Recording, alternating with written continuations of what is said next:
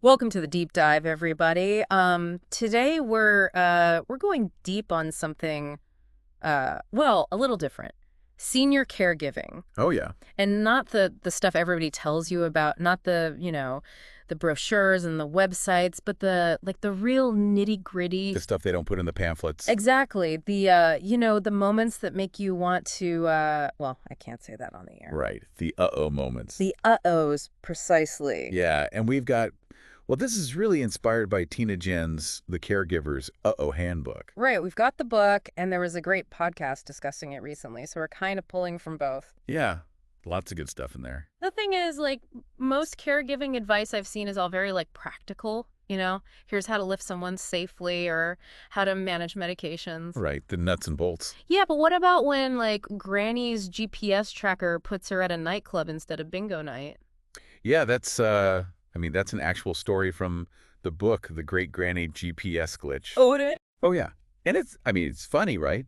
But it also makes you think. Absolutely. We're told, get technology, it'll help.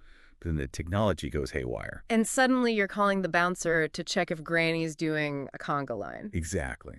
And it's that kind of stuff, those curveballs that we're diving into. It's like you need an instruction manual for the instruction manual. Right. Like, where's the chapter on what to do when the dentures end up in the fridge? Well, dentures in the fridge. Is that, a common thing? It's more of a metaphor. It's in the book, this story. But the point is, stress does weird things to our brains. I can relate to that. So Tina Ginn, what she does is she acknowledges the humor, the absurdity of it all, but then gives you tools to pre-think solutions. So when you're freaking out, you're not starting from scratch. Exactly. It's not so much a step-by-step guide, but more like building those mental muscles. Okay, so you're ready for anything. Anything. So it's okay, GPS glitch, dentures in the fridge. What other uh-oh moments are we talking about here? Well, there's the one where this caregiver is trying to install a medical alert system. Oh, I read about that one, the accidental alarmist, full-on sirens and flashing lights. The whole 9 yards. Right. Fire department, paramedics, even a pizza delivery guy got caught in the mix. Oh, man. But, how do you go from laughing at these stories to actually feeling prepared? That's where Tina Ginn gets really specific. So she talks about this uh-oh kit, right? It's not just medical supplies. It's stuff for you, the caregiver. Okay, intrigue me. What's in this magical kit? Well, we mentioned the snacks, right? For when you're about to make a bad decision because you're starving. Makes sense. Low blood sugar, low patience. Exactly. Then there's a medication and allergy cheat sheet. Oh, yeah. So you're not trying to remember dosages at 3 a.m. in the ER. Precisely. And a flashlight. A flashlight seems pretty basic. Basic, but crucial. Power outage, middle of the night, suddenly you're not fumbling around in the dark, thinking ahead. Okay, I can see that. But what about, those times when you're getting bombarded with advice? Well-meaning but terrible advice. Ah, the unsolicited advice givers. Yeah. For them, Tina's got a solution. Noise-canceling headphones. Oh, snap! I love that. Right. It's not about being rude. It's about protecting your mental space to make good decisions. Because caregivers often forget to take care of themselves. Exactly. It's like you're so busy caring for everyone else, your own needs go out the window. And that's where self-care comes in, right? Ah. But it always feels so indulgent. And Tina Ginn is like, nope, self-care is essential. She's big on hydration, sleep, even though those can feel impossible. Yeah, when you're running on fumes, who has time for 8 glasses of water? Right. But she argues that neglecting those basic needs just leads to burnout. Which helps no one. No one. You can't pour from an empty cup, right? It's like they say on airplanes, you got to put your own oxygen mask on first. Exactly. And sometimes the best way to refill that cup is through humor. Tina's a big believer in that. Oh, for sure. Some of these stories, you can't help but laugh. Right. You have to find the humor in it. But what about when it's not funny? When you're just overwhelmed and you can't even crack a smile? That's when accepting help becomes so important. Tina's really clear about this. Asking for help is not weakness, it's strength. It's like building your team. Exactly. And admitting you can't do it all alone. So we've got practical tools, self-care, and a reminder that it takes a village. It's like Tina Ginn's weaving all these different things together. Yeah, it's a whole approach, a way of thinking about caregiving. And what's fascinating is this approach, it's not just for everyday stuff. Right. It also applies to bigger crises. Like, remember the Southern California wildfires back in January? Oh gosh, those were devastating. So many people displaced, including seniors and their caregivers. Exactly. And in situations like that, this whole expect the unexpected mindset becomes even more important. So it's like the GPS glitch is a mini version of the wildfire. In a way, yeah. They're both curveballs, just on different scales. And they both require us to be adaptable, resourceful, and resilient. So whether it's misplaced dentures or a natural disaster, we need those same core skills. Precisely. And just like that uh-oh kit helps us anticipate daily needs, having a plan for those bigger emergencies is crucial. That's where resources like Watch Duty can be so valuable. Right, real-time information can be a game changer in those situations, especially when you're responsible for someone vulnerable. And that brings us back to the heart of Tina Ginn's message. It's not about being a perfect caregiver. It's about embracing those uh-oh moments and finding ways to not just survive, but thrive. Thrive. That seems pretty ambitious when you're just trying to get through the day. But thriving isn't about the absence of chaos. It's about how we navigate it. With humor, with support, with the knowledge that we're doing our best in impossible situations. So we've got the hit, the support system, and this whole idea that these principles apply beyond the everyday stuff. But there's another layer here, isn't there? Something about the emotional side of caregiving that goes beyond checklists and supplies. We'll be back after a short. We're back, and we're still in the thick of it with Tina Ginn's uh-oh kit. This thing, it's not just a bag of stuff, it's like a philosophy. Yeah, we touched on a few things already, like snacks for the caregiver. Right. Keep your blood sugar up, keep your cool. Cat medication cheat sheet. Brilliant idea. Oh, and the noise-canceling headphones. Bless her for that one. Pure genius.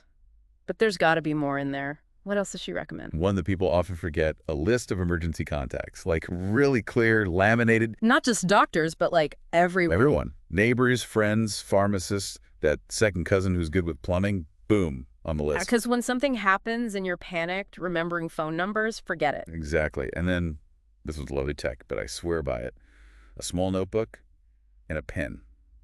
Always. Oh, so you can write down symptoms or like what meds you gave, when. All that. But also, just to get things out of your head, it's like your caregiver command center. Love it. And speaking of organization, she's big on a go bag for you and for whoever you're caring for. Like a bug-out bag, but for caregiving emergencies. Exactly. Meds, toiletries, change of clothes, stuff they like. Imagine 3 a.m., you got to rush to the hospital. Having that bag ready would be a lifesaver. Literally. No kidding. This one's kind of sentimental, but I think it's smart. Yeah. Pack a small photo album or some pictures, familiar faces. Oh, to help ground them if things get disorienting? Exactly. A little touch of home. But what about when it's the caregiver who's losing it? That happens too, right? All the time. So Tina's got sanity savers in the kit, aromatherapy oils, maybe some calming music, a fidget toy, whatever works for you. Because taking care of yourself, it's not a luxury, it's essential. Exactly. Self-care is sustainable caregiving. And this one, it's kind of weird, but I like it. She calls it a worry box. A worry box? Like what? You just put anxieties in there. Yeah, literally. You write them down, whatever's freaking you out, and you put it in the box. It's symbolic, but... It's like acknowledging them, but putting them aside. I like it. Now, beyond the kit itself, the biggest thing Tina emphasizes is building your support system. Right, we talked about that. But so many caregivers, they struggle to ask for help. I know. It's hard. But she says, start with identifying people you trust. And be specific. What do you need? Someone to listen. Help with errands. Yeah, don't just send out a vague help me signal. Give people concrete tasks. Right. People want to help, but they often don't know how. And don't forget professional resources, support groups, organizations, all that. So you're not just getting practical help, but also emotional support, that connection. She calls it finding your tribe. Those other caregivers who get it. Sharing stories, tips, even just laughing together. It's like realizing you're not alone in this crazy world. Exactly. That shared understanding, it makes a huge difference. Right. But like we said, sometimes those downs, they're bigger than just forgetting where the dentures went. The wildfires, yeah. It's easy to feel like, oh, my little problems don't matter compared to that. But that's where Tina's point comes in. Those skills, the preparedness, self-care, reaching out for help, they all apply, big or small. So whether it's a GPS glitch or a natural disaster, we need that same core strength. Absolutely. And just like that uh-oh kit helps with the day-to-day, having a plan for bigger emergencies, that's huge. Watch Duty. That app, that's a good example. Right, real-time information, especially when you're caring for someone who's vulnerable, can be a game changer. And that brings us back to what Teen Again is all about, you know? It's not about being perfect, it's about embracing the uh-ohs and finding a way to not just survive, but thrive. Thrive, that's a big word. It is.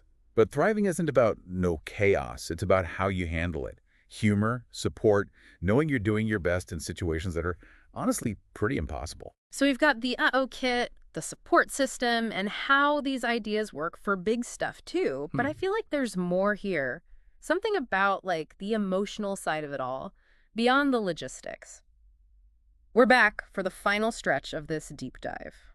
And we've talked about a lot, haven't we? Like the funny side of caregiving, the Mm. practical stuff. Oh yeah, the unexpected. Right. Like it applies to, a GPS sending Granny to a nightclub just as much as like a full-blown wildfire. Exactly. It's about being prepared for anything. But there's a part we haven't really gotten into yet, and it's in Tina Ginn's book too. She talks about like finding joy in caregiving. And honestly, some days joy feels pretty far off. Oh, I hear you. When you're dealing with, dentures in the fridge and emergency sirens going off, joy isn't exactly the first thing that comes to mind. Right. Some days just getting through the day feels like a victory. But that's where Tina Ginn's perspective is so interesting. She's not talking about like these big hallmark moments of joy. It's more about those little wins, those tiny shifts in perspective. Like what kind of little wins? Like, when you finally get your loved one to take their meds without a 3-hour battle, Oh, yeah. That's a definite win. or maybe like a shared moment of laughter, even if it's just for a minute. She's saying that when we let go of this idea of the perfect caregiver, when we embrace the imperfection of it all, that's when we can actually start to see those little bits of joy. So it's not about pretending the challenges aren't there. It's about finding the good stuff within them. Yeah, exactly. And it ties back to self-care too, When we actually take care of ourselves, we're more likely to be able to notice those moments, to experience them. It's like we were saying before, you can't pour from an empty cup. So filling our own cup, it's not just about avoiding burnout. It's about actually being present enough to enjoy the good stuff. Exactly. And those good moments, those little bits of joy, they help us get through the tough times. They remind us why we're doing this, even when it feels impossible. Because let's face it, caregiving, it's often impossible. It's demanding, it's exhausting, it pushes you to your limits and beyond. So how do we hold on to that sense of meaning, that sense of purpose when we're just trying to survive? That's where Tina's emphasis on connection comes in. It's not just about getting practical help, it's about those human bonds that sustain us. Yeah. Those moments where we connect, whether it's with the person we're caring for or with our tribe of other caregivers or even with a stranger who shows us kindness. It's like those little connections, those threads, they weave together and create the safety net that catches us when we fall. It reminds us that we're not alone. Exactly. And that's where the real joy comes from, I think. It's not about some perfect, idealized version of caregiving. It's about the messy, imperfect reality of it. The struggles, the unexpected moments of grace, and realizing that even in the midst of all the uh-ohs, love and connection, those things still exist. So for anyone listening who's feeling overwhelmed, who's exhausted, who's maybe even questioning why they're doing this, what's the one thing you hope they take away from Tina Ginn's work? I think it's that, it's okay to not be okay. It's okay to laugh, to cry, to get angry, to feel all of it.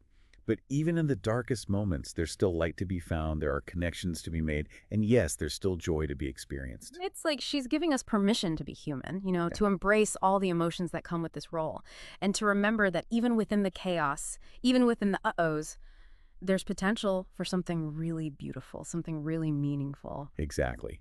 Caregiving might not be pretty all the time, but it's definitely powerful. It's a testament to our resilience, our love, our ability to face incredible challenges and keep going. So as we wrap up this deep dive, we want to leave you with a question. What's one uh-oh moment, big or small, that taught you something important? About yourself, about caregiving, about just being human? Share your stories, your insights, your moments of humor and grace. Because when we share our experiences, we create this tapestry of understanding, this network of support that can lift us all up, even when things are tough. Thank you for joining us on this journey. And remember, embrace the uh-ohs, find your people, and don't forget to laugh, breathe, and connect.